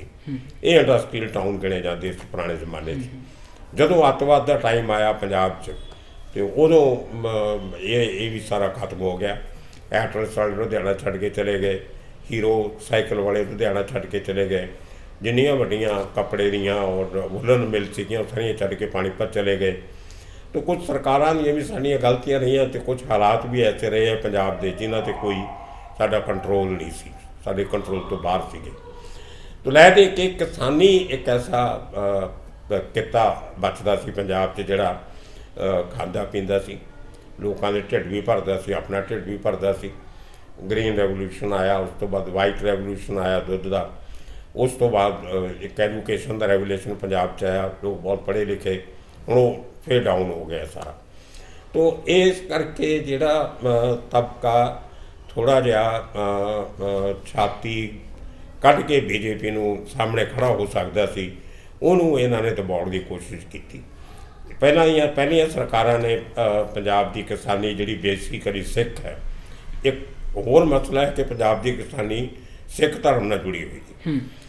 ਉਹ ਜਿਹੜਾ ਸਿੱਖਾਂ ਨੂੰ ਦਬਾਉਣ ਦੇ ਚੱਕਰ 'ਚ ਪਹਿਲੀਆਂ ਸਰਕਾਰਾਂ ਨੇ ਆਰਮੀ 'ਚ ਕੋਟਾ ਫਿਕਸ ਕਰਤਾ ਕਿ ਹਰ ਮਿਨੋਰਟੀ ਦਾ ਉਹਦੀ ਪਾਪੂਲੇਸ਼ਨ ਦੇ ਹਿਸਾਬ ਨਾਲ ਕੋਟਾ ਹੋਊਗਾ। ਇੱਕ ਜ਼ਮਾਨੇ ਜਦੋਂ ਸਾਡੇ ਪੰਜਾਬ ਦੇ 3% ਦੇ ਕਰੀਬ ਮੁੰਡੇ ਜਿਹੜੇ ਸੀ ਉਹ ਜਵਾਨ ਉਹ ਆਰਮੀ 'ਚ ਜਾਂ ਬਾਕੀ ਡਿਫੈਂਸ ਫੋਰਸ ਜਾਂਦੇ ਸੀ, ਉਹ ਘਟਾ ਕੇ ਉਹਨਾਂ ਨੇ ਉਦੋਂ ਹੀ ਕੋਈ 2% ਤੋਂ ਵੀ ਘੱਟ ਰਹਿ ਗਿਆ ਸੀ ਰੇਸ਼ੋ ਦੇ ਹਿਸਾਬ ਨਾਲ, ਉਹ ਸਾਡੇ ਕੈਬਿਨਟ ਬੰਦ ਕਰਤਾ ਇਹਨਾਂ ਨੇ। ਔਰ ਇਹ ਸਾਰੀਆਂ ਫੋਰਸ ਇਹੋ ਜਿਹੀਆਂ ਆਰਮੀ ਹੋਵੇ ਜਾਂ ਨੇਵੀ ਹੋਵੇ, ਏਅਰ ਫੋਰਸ ਹੋਵੇ, ਜਿੱਥੇ ਆਰਮੀ ਐਕਟਿਵ ਸਰਵਿਸ ਜਿਹੜੀ ਹੈ ਉਹ 35, 36 ਜਾਂ ਜਦ 38 ਸਾਲ ਦੀ ਉਮਰ ਤੱਕ ਕਰਦਾ, ਅਤੇ ਜਿਹੜਾ ਸਿਪਾਹੀ ਭਰਤੀ ਹੁੰਦਾ ਹੌਲਦਾਰ ਬਣ ਕੇ ਰਿਟਾਇਰ ਹੋ ਕੇ ਵਾਪਸ ਘਰ ਆ ਜਾਂਦਾ। 60 ਸਾਲ ਦੀ ਉਮਰ ਤੱਕ ਜਿਹੜੇ ਜਵਾਨ ਨੇ ਉਹ ਨਹੀਂ ਜਾਂਦੇ, ਉਹਨਾਂ ਨੂੰ ਪਹਿਲਾਂ ਰਿਟਾਇਰ ਕਰ ਦਿੰਦੇ, ਕਿਉਂਕਿ ਉਹਨਾਂ ਨੂੰ ਚਾਹੀਦੀ ਆਰਮੀ, ਯੰਗ ਆਰਮੀ ਚਾਹੀਦੀ ਹੈ, ਉਹ ਜਗ੍ਹਾ ਨਵੇਂ ਬੰਦੇ ਰੱਖ ਲੈਂਦੇ। ਉਹ ਬੰਦੇ ਇਸ ਕਰਕੇ ਖੁਸ਼ ਰਹਿੰਦੇ ਸੀ 40 ਸਾਲ ਦੀ ਉਮਰ ਤੱਕ ਘਰ ਆ ਗਏ। ਉਦੋਂ ਬੱਚੇ ਵੱਡੇ ਹੋਏ ਹੁੰਦੇ ਸੀ, ਉਹਨਾਂ ਨੂੰ ਬੱਚਿਆਂ ਦੀ ਜ਼ਿੰਦਗੀ ਅੱਗੇ ਤੁਰਦੀ ਹੈ, ਅਤੇ ਉਹ ਘਰ ਦਾ ਖੇਤੀਬਾੜੀ ਦਾ ਕੰਮ, ਮਾਂ ਪਿਓ ਦੀ ਸੇਵਾ ਸੰਭਾਲ ਉਹ ਆ ਕੇ ਕਰ ਲੈਂਦੇ ਸੀ। ਬਹੁਤ ਵੱਡੀ ਗਿਣਤੀ ਸੀ ਉਹ ਜਿਹੇ ਲੋਕਾਂ ਦੀ। ਅਤੇ ਉਹ ਇਹਨਾਂ ਨੇ ਤੰਤਰ ਮੰਤਰ ਤੋੜਤਾ, ਇਹਨਾਂ ਨੇ ਉਹ ਵੀ ਬੰਦ ਕਰਤਾ ਕਿ ਜਿਹੜੇ ਫੌਜੀ ਰਿਟਾਇਰ ਹੋ ਕੇ ਆਉਂਦੇ ਸੀ ਉਹ ਦੂਸਰੀ ਸਰਵਿਸ ਲੈ ਲੈਂਦੇ ਸੀ। ਆਪ ਦੇਖਣ ਦੇ ਸੈਨਿਕ ਇੰਪਲਾਇਮੈਂਟ ਬੋਰਡ ਬਣੇ ਹੁੰਦੇ ਸੀ, ਉਹਦੇ ਥਰੂ ਪੁਰਾਣੇ ਸੈਨਿਕਾਂ ਨੂੰ ਨੌਕਰੀਆਂ ਮਿਲਦੀਆਂ ਸੀ, ਉਹ ਵੀ ਹੁਣ ਦੀ ਸਰਕਾਰ ਨੇ ਬੰਦ ਕਰਤਾ ਕਿ ਜਿਹੜੇ ਸੈਨਿਕ ਪੈਨਸ਼ਨ ਲੈਂਦੇ ਆ ਉਹ ਦੁਬਾਰਾ ਨੌਕਰੀ ਨਹੀਂ ਕਰ ਸਕਣਗੇ। ਇੱਕ ਹੋਰ ਬਹੁਤ ਦੀ ਸੱਟ ਹੈ ਜਿਹੜੀ ਅਜੇ ਤੱਕ ਪਤਾ ਨਹੀਂ ਪੰਜਾਬ ਦੇ ਲੋਕਾਂ ਨੇ ਰਿਐਕਟ ਕਿਉਂ ਨਹੀਂ ਕੀਤਾ, ਜਾਂ ਤਾਂ ਇਹਨਾਂ ਨੂੰ ਪਤਾ ਨਹੀਂ ਲੱਗਿਆ ਜਾਂ ਇਹ ਕਰਨਾ ਨਹੀਂ ਚਾਹੁੰਦੇ। ਇਹ 2 ਮਹੀਨੇ ਪਹਿਲਾਂ ਦਾ ਆਰਡਰ ਆਇਆ ਹੋਇਆ, ਪੈਨਸ਼ਨ ਇਹਨਾਂ ਦੀ ਘੱਟ ਕਰਤੀ। ਵਨ ਰੈਂਕ ਵਨ ਪੈਨਸ਼ਨ ਦੀ ਮੂਵਮੈਂਟ ਤੁਹਾਨੂੰ ਪਤਾ 2.5 ਸਾਲ ਵਿਚਾਰੇ ਫੌਜੀ ਲੜੇ ਦਿੱਲੀ ਜੰਤਰ ਮੰਤਰ 'ਤੇ ਬੈਠ ਕੇ, ਉਹ ਅਜੇ ਤੱਕ ਸਰਕਾਰ ਨੇ ਮੰਨੀ ਨਹੀਂ, ਬਲਕਿ ਉਹਨਾਂ ਦੀਆਂ ਪੈਨਸ਼ਨਾਂ ਪਹਿਲਾਂ ਨਾਲ ਘਟਾਤੀਆਂ। ਉਹ ਜੰਤਰ ਮੰਤਰ ਤੇ ਬਹਿ ਕੇ ਲੜੇ, ਜੇਕਰ ਹੋ ਸਕਦਾ ਉਹ ਦਿੱਲੀ ਚੱਲ ਜਾਂਦੇ ਕਿਸਾਨਾਂ ਵਾਂਗ ਤਾਂ ਸ਼ਾਇਦ ਮਸਲੇ ਅੱਜ ਜੇ ਹੱਲ ਹੋ ਸਕਦੇ ਸੀ। ਇਹ ਸਰਕਾਰ ਇਸ ਕਰਕੇ ਇਹ ਪੰਜਾਬ ਦੇ ਸਿੱਖਾਂ ਨੂੰ ਬੇਸਿਕਲੀ ਦਬਾਉਣ ਲਈ ਕੋਈ ਨਾ ਕੋਈ ਨਵੀਆਂ ਚਾਲਾਂ ਕੱਢਦੇ ਰਹਿੰਦੇ ਆ। ਕਿਤੇ ਉਹਨਾਂ ਨੂੰ ਇਕਨੋਮਿਕਲੀ ਉਹਨਾਂ ਦਾ ਡਾਊਨ ਕਰਦੇ ਆ, ਕਿਤੇ ਉਹਨਾਂ ਨੂੰ ਆਪਸ 'ਚ ਲੜਾ ਕੇ ਕਮਿਊਨਲ ਸਟ੍ਰਾਈਕ ਪੈਦਾ ਕਰਦੇ ਆ, ਅਤੇ ਕਿਤੇ ਉਹਨਾਂ ਦੇ ਜਿਹੜੇ ਧਾਰਮਿਕ ਹਿੱਤ ਨੇ ਉਹਨਾਂ ਨੂੰ ਠੇਸ ਪਹੁੰਚਾਉਂਦੇ ਆ। ਜਿਵੇਂ ਪਿੱਛੇ ਜੇ ਹਰਿਆਣੇ ਦਾ ਗੁਰਦੁਆਰਾ ਪ੍ਰਬੰਧਕ ਕਮੇਟੀ ਅੱਡ ਬਣਾਉਣ ਦੀ ਗੱਲ ਚੱਲੀ, ਤੇ ਜਾਂ ਗੁਰਦੁਆਰੇ ਪਾਣੀਆਂ ਦੀ ਗੱਲ ਵੀ ਹੁੰਦੀ ਆ ਵੀ ਤੇ ਪਾਣੀਆਂ ਦੀ ਗੱਲ ਵੀ ਬੇਸਿਕਲੀ ਖੇਤੀ ਨਾਲ ਜੁੜੀ ਹੋਈ ਹੈ। ਔਰ ਕੁਝ ਲੋਕਾਂ ਨੇ ਅਜੇ ਤੱਕ ਜਿਹੜੇ ਸਾਡਾ ਐਗਰੀਕਲਚਰ ਸਾਇੰਟਿਸਟ ਤਬਕਾ ਜਿਹੜਾ ਉਹ ਜ਼ਿਆਦਾ ਰਿਸਰਚ ਨਹੀਂ ਕਰਦਾ। ਉਹ ਖਰਚ ਉਹਨੂੰ ਗ੍ਰਾਂਟਸ ਬੜੀਆਂ ਮਿਲਦੀਆਂ। ਐਗਰੀਕਲਚਰ ਯੂਨੀਵਰਸਿਟੀ ਦਾ ਬਜਟ ਜਿਹੜਾ ਉਹ ਕਾਫੀ ਬਜਟ ਹੈ, ਲੇਕਿਨ ਉਹ ਜ਼ਿਆਦਾ ਤਰਕਾਹਾਂ 'ਤੇ ਖਰਚ ਹੋ ਜਾਂਦਾ। ਅਸੀਂ ਇੱਕ ਯੂਨੀਵਰਸਿਟੀ ਬਣਾਈ ਸੀ ਐਗਰੀਕਲਚਰ ਰਿਸਰਚ ਲਈ, ਐਗਰੀਕਲਚਰ ਡਿਵੈਲਪਮੈਂਟ ਲਈ, ਐਗਰੀਕਲਚਰ ਅਪਲਿਫਟਮੈਂਟ ਲਈ। ਉੱਥੇ ਡਿਪਾਰਟਮੈਂਟ ਕਿਹੜੇ ਚੱਲਦੇ ਆ? ਪੰਜਾਬੀ ਦਾ ਡਿਪਾਰਟਮੈਂਟ, ਲਿਟਰੇਚਰ ਦਾ ਡਿਪਾਰਟਮੈਂਟ, ਕਲਚਰ ਦਾ ਡਿਪਾਰਟਮੈਂਟ, ਫਜ਼ੂਲ ਦੇ ਡਿਪਾਰਟਮੈਂਟ ਬਣਾ ਕੇ ਰੱਖੇ ਹੋਏ, ਜਿੱਥੇ ਐਗਰੀਕਲਚਰ ਦੀ ਕੋਈ ਗੱਲ ਨਹੀਂ। ਸੁਰਜੀਤ ਪਾਤਰ ਨੂੰ ਨੌਕਰੀ ਦੇ ਦਿਓ, ਗੁਰਭਜਨ ਗਿੱਲ ਨੂੰ ਨੌਕਰੀ ਮਿਲ ਗਈ, ਨਿਰਮਲ ਜੌੜਾ ਨੂੰ ਮਿਲ ਗਈ। ਮਤਲਬ ਮੈਂ ਇਹਨਾਂ ਦੇ ਖਿਲਾਫ ਨਹੀਂ ਆ, ਪਰ ਜਿਹੜਾ ਕੰਮ ਐਗਰੀਕਲਚਰ ਯੂਨੀਵਰਸਿਟੀ ਦਾ ਸੀ ਉਹ ਛੱਡ ਕੇ ਦੂਜੇ ਪਾਸੇ ਨੂੰ ਤੁਰ ਪਏ। ਉਹ ਆਰਟ ਦੇ ਬਾਕੀ ਕਲਾਮਾਂ ਨੇ ਉਹਨਾਂ ਨੂੰ ਨਾਲ ਜੋੜ ਲਿਆ, ਐਗਰੀਕਲਚਰ ਮੰਨਫੀ ਹੋ ਗਿਆ ਉੱਥੋਂ। ਐਗਰੀਕਲਚਰ ਦਾ ਬਜਟ ਘਟਦਾ ਗਿਆ, ਦੂਜਿਆਂ ਦਾ ਬਜਟ ਵੱਧਦਾ ਗਿਆ। ਉਹ ਕਿਤੇ ਨਾ ਕਿਤੇ ਸਾਡੀ ਉਹ ਮਾਰ ਖਾਦੀ ਸਾਡੀ ਓਵਰਆਲ ਪਾਲਿਸੀ ਨੇ। ਫਿਰ ਜਿਹੜੀਆਂ ਅਸੀਂ ਕੈਸ਼ ਕ੍ਰੌਪ ਸਵਾਮੀਨਾਥਨ ਨੇ ਲੈ ਕੇ ਆਂਦੀਆਂ, ਲੋਕ ਅੱਜ ਸਵਾਮੀਨਾਥਨ ਦੇ ਗੁਣ ਗਾਉਂਦੇ ਆ, ਪਰ ਮੈਂ ਇਹ ਸਮਝਦਾ ਕਿਤੇ ਨਾ ਕਿਤੇ ਅੱਜ ਪੰਜਾਬ ਦੀ ਇੰਨੀ ਕਿਸਾਨੀ ਦੀ ਇੰਨੀ ਬੁਰੀ ਹਾਲਤ ਦਾ ਜ਼ਿੰਮੇਦਾਰ ਵੀ ਸਵਾਮੀਨਾਥਨ ਹੀ ਹੈ। ਉਹਨੇ ਜੋ 3 ਸਾਲ 'ਚ 3 ਕੈਸ਼ ਕ੍ਰੌਪ ਹੋਣੀਆਂ ਸ਼ੁਰੂ ਕੀਤੀਆਂ। ਯੂਜ਼ ਆਫ ਪੈਸਟੀਸਾਈਡਸ ਉਹਨੇ ਲੈ ਕੇ ਆਂਦਾ, ਤੁਸੀਂ ਕੈਮੀਕਲ ਯੂਜ਼ ਕਰੋ ਫਸਲਾਂ ਜ਼ਿਆਦਾ ਉਗਾਉਣ ਲਈ। ਉਹਦੇ ਨਾਲ ਸਾਨੂੰ ਇੱਕ ਤਾਂ ਪਾਣੀ ਸਾਡਾ ਜ਼ਿਆਦਾ ਫਸਲਾਂ ਹੋਣ ਕਰਕੇ ਪਾਣੀ ਦਾ ਇਸਤੇਮਾਲ ਜ਼ਿਆਦਾ ਹੋਇਆ। ਸਾਡਾ ਅੰਡਰਗਰਾਊਂਡ ਪਾਣੀ ਦਾ ਲੈਵਲ ਜਿਹੜਾ ਡਾਊਨ ਹੋ ਗਿਆ, ਡਾਊਨ ਹੁੰਦੇ ਬਹੁਤ ਨੀਵਾਂ ਚਲਿਆ ਗਿਆ। ਫਿਰ ਤੁਸੀਂ ਜਦੋਂ ਪਾਣੀ ਦਾ ਯੂਜ਼ ਰੈਗੂਲੇਟ ਕੀਤਾ ਕਿ ਤੁਸੀਂ ਬੋਰ ਜਾਂ ਟਿਊਬਵੈਲ ਜਿਹੜਾ ਉਹ ਸਰਕਾਰੀ ਪਰਮਿਸ਼ਨ ਤੋਂ ਬਿਨਾਂ ਨਹੀਂ ਕਰ ਸਕਦੇ, ਫਿਰ ਕਰਪਸ਼ਨ ਆ ਗਈ। ਜਿੱਥੇ ਤੁਸੀਂ ਸਰਕਾਰ ਦੀ ਪਰਮਿਸ਼ਨ ਲੈਣੀ ਹੈ, ਕਰਪਸ਼ਨ ਆਉਣੀ ਹੈ। ਉਹਨੇ ਹੋਰ ਕਿਸਾਨਾਂ ਨੇ ਪਾਇਆ। ਫਿਰ ਜਿਹੜਾ ਨਹਿਰਾਂ ਦਾ ਪਾਣੀ ਸਾਨੂੰ ਆਲਟਰਨੇਟਿਵ ਜਿਹੜਾ ਆਉਂਦਾ ਸੀ ਨੈਚੁਰਲ ਪਾਣੀ, ਜਿਹਦੇ ਕਰਕੇ ਭਾਖੜਾ ਡੈਮ ਬਣਾਇਆ ਗਿਆ ਸੀ ਕਿ ਇੱਕ ਬਿਜਲੀ ਬਣੂਗੀ, ਜਿਹੜਾ ਪਾਣੀ ਵੇਸਟ ਜਾਂਦਾ ਉਹ ਅਸੀਂ ਉਹਨੂੰ ਚੈਨਲਾਈਜ਼ ਕਰਕੇ ਅਸੀਂ ਕੱਸੀਆਂ, ਖਾਲ, ਨਾਲੇ ਇਹਨਾਂ ਦੇ ਥਰੂ ਅਸੀਂ ਪਿੰਡ ਤੱਕ ਪਹੁੰਚਾਵਾਂਗੇ ਤਾਂ ਕਿ ਕਿਸਾਨਾਂ ਦੀ ਖੇਤੀ ਖਰਾਬ ਨਾ ਹੋਵੇ। ਉਹ ਪਾਣੀ ਅਸੀਂ ਅੱਗੇ 3 ਰਾਜਾਂ 'ਚ ਵੰਡਤਾ। ਉਹ ਨਹਿਰਾਂ ਅਸੀਂ ਰਾਜਸਥਾਨ ਵੀ ਜਾਂਦੀਆਂ, ਉਹ ਪਾਣੀ ਦਿੱਲੀ ਵੀ ਜਾਂਦਾ। ਉਹ ਪਾਣੀ ਪੂਰਾ ਹਰਿਆਣਾ ਇਸਤੇਮਾਲ ਕਰ ਰਿਹਾ, ਹਿਮਾਚਲ ਦਾ ਖੁਦ ਹਿੱਸਾ ਇਸਤੇਮਾਲ ਕਰ ਰਿਹਾ। ਅਤੇ ਮਤਲਬ ਉਹ ਜਿਹੜਾ ਇੱਕ ਪਾਣੀ ਸਾਡੇ ਕੰਮ ਆਉਣਾ ਸੀ, ਜਿਹੜਾ ਸਾਡੀ ਜ਼ਮੀਨ ਦਾ ਪਾਣੀ ਜਿਹੜਾ ਡਿਪਲੀਟ ਹੋ ਰਿਹਾ, ਉਹ ਡਿਪਲੀਟ ਵੀ ਹੋ ਰਿਹਾ। ਉਹ 'ਚ ਕੈਮੀਕਲ ਯੂਜ਼ ਨਾਲ ਕੈਮੀਕਲ ਵੀ ਥੱਲੇ ਜਾ ਰਹੇ ਆ। ਔਰ ਉਹ ਕੈਮੀਕਲ ਦੇ ਨਾਲ ਐਨਵਾਇਰਨਮੈਂਟ 'ਤੇ ਇੰਨਾ ਫਰਕ ਪਿਆ ਕਿ ਸਾਡੇ ਪੰਜਾਬ ਦੇ ਕਈ ਜ਼ਿਲ੍ਹਿਆਂ ਨੂੰ ਅਸੀਂ ਕੈਂਸਰ ਜ਼ਿਲ੍ਹਾ ਕਹਿਣ ਲੱਗੇ ਸੀ ਇੱਕ ਜ਼ਮਾਨੇ 'ਚ। ਉਹ ਅਸੀਂ ਇੱਕ ਬੜਾ ਵੱਡਾ ਇੱਕ ਨੁਕਸਾਨ ਉਠਾਇਆ ਪੰਜਾਬ ਨੇ। ਸੋ ਜਿਹੜੀਆਂ ਇਹ ਵੱਧ ਫਸਲ ਉਗਾ ਕੇ ਵੱਧ ਪੈਸਾ ਕਮਾਉਣ ਦੇ ਚੱਕਰ ਜਿਹੜਾ ਅਸੀਂ ਆਪਣੀ ਜ਼ਮੀਨ ਖਰਾਬ ਕਰ ਲਈ, ਆਪਣਾ ਪਾਣੀ ਖਰਾਬ ਕਰ ਲਿਆ, ਉਹ ਸਾਨੂੰ ਕਿਸੇ ਨੇ ਦੇਣਾ ਨਹੀਂ। ਅੱਜ ਦੀ ਲੜਾਈ ਵੀ ਇਹੀ ਹੈ ਸ਼ਾਇਦ ਕਿਸਾਨਾਂ ਦੀ। ਅੱਜ ਵੀ ਕਾਰਪੋਰੇਟ ਘਰਾਣੇ ਇੱਥੇ ਆਉਣਗੇ, ਉਹ ਖਾਦਾਂ ਦੀ ਵਰਤੋਂ ਕਰਨਗੇ ਜਾਂ ਸਾਡੀ ਮੰਡੀ ਸਿਸਟਮ ਨੂੰ ਖਤਮ ਕਰਨਗੇ। ਕਿਸਾਨ ਇਸੇ ਲਈ ਉਹ ਹੋਣ ਦਾ ਖਤਰਾ ਵੀ ਹੈ, ਪਰ ਜਿਹੜਾ ਇਹ ਹੈ ਵੀ ਸਾਡੇ ਕੋਲ ਸਾਡੀਆਂ ਜ਼ਮੀਨਾਂ ਖੋਹ ਕੇ ਕਾਰਪੋਰੇਟ ਘਰਾਣਾ ਆਪਣੀ ਮਰਜ਼ੀ ਕਰੂਗਾ। ਸ਼ਾਇਦ ਕਿਸਾਨਾਂ ਦੀ ਗੱਲ ਵੀ ਇਹੀ ਹੈ। ਦੇਖੋ, ਜਦੋਂ ਆਦਮੀ ਦੇ ਇਕਨੋਮਿਕ ਰਿਸੋਰਸਿਸ ਜਿਹੜੇ ਉਹ ਲਿਮਟਿਡ ਹੋ ਜਾਂਦੇ ਜੀ, ਫਿਰ ਆਦਮੀ ਕੀ ਕਰਦਾ? ਫਿਰ ਆਪਣੇ ਅਸੈਟਸ ਵੇਚਣੇ ਸ਼ੁਰੂ ਕਰ ਦਿੰਦਾ। ਕਿਸਾਨ ਦੇ ਅਸੈਟਸ ਕੀ ਹੁੰਦੇ ਆ? ਜਾਇਦਾਦ ਕਿਸਾਨ ਦੀ ਕੀ ਹੈ? ਇੱਕ ਉਹਦਾ ਘਰ, ਇੱਕ ਉਹਦੀ ਜ਼ਮੀਨ, ਇੱਕ ਉਹਦੇ 4 ਬਲਦ ਜਾਂ ਮੱਝਾਂ ਗਾਈਆਂ, ਇੱਕ ਗੱਡੇ ਗੁੱਡੇ ਖਤਮ ਹੋ ਗਏ ਜਾਂ ਟਰੈਕਟਰ ਹੋਏਗੀ ਉਹਦੀ ਅਸੈਟ। ਇਹ ਮੂਵੇਬਲ ਅਸੈਟ ਉਹਦੇ 2 ਹੀ ਹੈ, ਇੱਕ ਉਹਦਾ ਘਰ ਹੋਊਗਾ, ਇੱਕ ਉਹਦੀ ਜ਼ਮੀਨ ਹੋਊਗੀ ਜਿਹੜੀ ਚੱਕ ਕੇ ਕਿਤੇ ਲਿਜਾ ਨਹੀਂ ਸਕਦਾ। ਬਾਕੀ ਅਸੈਟ ਚਲੋ ਉਹ ਵੇਚ-ਵੂਚ ਵੀ ਦਊਗਾ, ਥੋੜ੍ਹਾ ਮੁਸ਼ਕਲ 'ਚ ਆ ਕੇ ਕੁੜੀ ਦਾ ਵਿਆਹ ਕਰਨਾ, ਟਰੈਕਟਰ ਵੇਚਤਾ, ਅਤੇ ਉਸ ਤੋਂ ਬਾਅਦ ਫਿਰ ਉਹ ਕੀ ਕਰਦਾ? ਫਿਰ ਘਰ ਗਹਿਣੇ ਰੱਖਦਾ, ਘਰ ਦੇ ਅਗੇਂਸਟ ਲੋਨ ਲਊਗਾ। ਉਹ ਵੀ ਕੱਚੇ ਘਰਾਂ ਨੂੰ ਮਿਲਦਾ ਨਹੀਂ। ਵੱਡਾ ਘਰ ਹੋਊਗਾ ਜਿਹੜਾ ਕਿਸੇ ਸਰਕਾਰੀ ਪਰਮਿਸ਼ਨ ਨਾਲ ਬਣਿਆ ਹੋਵੇ, ਜਿਹਦੀ ਇੱਕ ਵੈਲਿਊਏਸ਼ਨ ਹੋਈ ਹੋਵੇ। ਜੇ ਹੁਣ ਪਿੰਡਾਂ 'ਚ ਤਾਂ ਘਰ ਦੀ ਵੈਲਿਊਏਸ਼ਨ ਕੋਈ ਨਹੀਂ, ਤਾਂ ਪਿੰਡਾਂ ਦੇ ਘਰਾਂ 'ਤੇ ਲੋਨ ਹਰ ਬੈਂਕ ਦਿੰਦਾ ਨਹੀਂ। ਵੀ ਕੋਆਪਰੇਟਿਵ ਬੈਂਕ ਦਿੰਦਾ ਹੋਊਗਾ ਤਾਂ ਉਹਦਾ ਇੰਟਰਸਟ ਰੇਟ ਜ਼ਿਆਦਾ ਹੁੰਦਾ। ਅਤੇ ਇਹ ਉਸ ਤੋਂ ਬਾਅਦ ਰਾਇ ਦੇ ਕੇ ਵੱਜਦੀ ਹੈ ਜ਼ਮੀਨ। ਹੁਣ ਜ਼ਮੀਨ ਦੇ ਅਗੇਂਸਟ ਲੋਨ ਬਹੁਤ ਘੱਟ ਦਿੰਦੇ ਆ ਬੈਂਕ। ਜਦੋਂ ਬੈਂਕ ਨੇ ਤੁਹਾਨੂੰ ਲੋਨ ਦਿੰਦੇ ਤਾਂ ਫਿਰ ਤੁਸੀਂ ਪ੍ਰਾਈਵੇਟ ਸ਼ਾਹੂਕਾਰਾਂ ਕੋਲ ਜਾਂਦੇ ਹੋ। ਉਹ ਸ਼ਾਹੂਕਾਰ ਤੁਹਾਡੇ ਕੋਲ ਗੁੱਠਾ ਲਵਾ ਲੈਂਦੇ ਆ ਅਤੇ ਤੁਹਾਡੇ ਸਾਰੇ ਪੇਪਰ ਜ਼ਮੀਨ 'ਤੇ ਆਪਣੇ ਕੋਲ ਰੱਖ ਲੈਂਦੇ ਆ। ਸ਼ਾਇਦ ਖੁਦਕੁਸ਼ੀਆਂ ਦਾ ਕਾਰਨ ਵੀ ਇਹੀ ਰਿਹਾ ਪੰਜਾਬ ਦੇ ਪਿੱਛੇ ਲੰਮੇ ਸਮੇਂ 'ਚ। ਖੁਦਕੁਸ਼ੀਆਂ ਹੋਈਆਂ, ਸੁਸਾਈਡ ਕੀਤਾ ਕਿਸਾਨਾਂ ਨੇ। ਉਹ ਵੀ ਇਹੀ ਕਾਰਨ ਹੈ ਵੀ ਕਿਸਾਨ ਉਹਨਾਂ ਦੇ ਕੋਲੋਂ ਲੈ ਲੈਂਦੇ ਨੇ, ਜਿਵੇਂ ਤੁਸੀਂ ਦੱਸਿਆ ਵੀ ਅੰਗੂਠਾ ਲਾ ਲੈਂਦੇ ਨੇ। ਬਾਅਦ 'ਚ ਫਿਰ ਜਦੋਂ ਉਹ ਜ਼ਿਆਦਾ ਮੰਗਦੇ ਨੇ, ਵਿਆਜ ਵੱਧ ਪੈਂਦਾ ਹੈ ਤੇ ਨਹੀਂ ਦੇ ਪਾਉਂਦੇ, ਤੇ ਫਿਰ ਕਿਸਾਨ ਖੁਦਕੁਸ਼ੀਆਂ ਵੱਲ ਨੂੰ ਉਹ ਰੱਸਾ ਲੱਭਦਾ ਵੀ ਮੈਂ ਕਿਤੇ ਹੁਣ ਇਸ ਜੀਵਨ ਲੀਲਾ ਨੂੰ ਸਮਾਪਤ ਕਰ ਦਿਆਂ। ਦੇਖੋ, ਕਿਸਾਨ ਦਾ ਫਸਲ ਵਿਕਣ ਤੋਂ ਪਹਿਲਾਂ ਜਦੋਂ ਫਸਲ ਉਗਾਉਂਦਾ, ਫਿਰ ਉਹਨੂੰ ਪਾਲਦਾ, ਫਿਰ ਉਹ ਕੱਟਣ ਦੇ ਯੋਗ ਹੁੰਦੀ ਹੈ, ਉਹ ਕਣਕ ਹੋਵੇ ਜਾਂ ਝੋਨਾ ਹੋਵੇ, ਕਪਾਹ ਹੋਵੇ ਜਾਂ ਗੰਨਾ ਹੋਵੇ, ਉਦੋਂ ਤੱਕ ਤਾਂ ਕਿਸਾਨ ਸ਼ਾਹੂਕਾਰਾਂ ਤੋਂ, ਮੰਡੀਆਂ ਤੋਂ, ਦਲਾਲਾਂ ਤੋਂ ਪੈਸੇ ਲੈ ਕੇ ਖਰਚ ਕਰ ਚੁੱਕਾ ਹੁੰਦਾ। ਉਹ ਫਸਲ ਵੇਚ ਕੇ ਤਾਂ ਕਰਜ਼ਾ ਹੀ ਲਾਉਂਦਾ, ਆਮਦਨੀ ਤਾਂ ਕੋਈ ਹੁੰਦੀ ਨਹੀਂ, ਹੁੰਦੀ ਤਾਂ ਬਹੁਤ ਘੱਟ ਹੁੰਦੀ ਹੈ। ਕਈ ਲੋਕਾਂ ਨੇ ਫਿਰ ਆਲਟਰਨੇਟਿਵ ਅਰੇਂਜਮੈਂਟ ਕੀਤੇ ਵੀ, ਘਰੇ 4 ਮੱਝਾਂ ਰੱਖਣੀਆਂ, ਗਾਈਆਂ ਰੱਖਣੀਆਂ, ਮਿਲਕ ਪ੍ਰੋਡਕਸ਼ਨ 'ਚ ਚਲੇ ਗਏ, ਦੁੱਧ ਵੇਚ ਕੇ ਆਪਣਾ ਘਰ ਮਾੜਾ ਮੋਟਾ ਚਲਾਇਆ। ਕੁਛ ਲੋਕਾਂ ਨੇ ਫਿਰ ਨਿਆਣੇ ਬਾਹਰ ਭੇਜਣੇ ਸ਼ੁਰੂ ਕਰਤੇ, ਪਹਿਲਾਂ ਦਿੱਲੀ ਜਾਓ, ਕਲਕੱਤੇ ਜਾਓ, ਮੁੰਬਈ ਜਾਓ, ਬਾਹਰ ਜਾ ਕੇ ਨੌਕਰੀ ਕਰੋ। ਕੁਝ ਫਿਰ ਨਹੀਂ ਮਿਲਦੀ ਸੀ ਨੌਕਰੀ, ਅਨਪੜ੍ਹ ਸੀ ਤਾਂ ਟਰੱਕ ਡਰਾਈਵਰ ਬਣ ਜਾਓ ਜਾਂ ਖਲਾਸੀ ਬਣ ਜਾਓ, ਫਿਰ ਟੈਕਸੀਆਂ ਦੇ ਡਰਾਈਵਰ ਬਣ ਕੇ ਬੱਸਾਂ ਚਲਾਉਣ ਲੱਗ ਗਏ।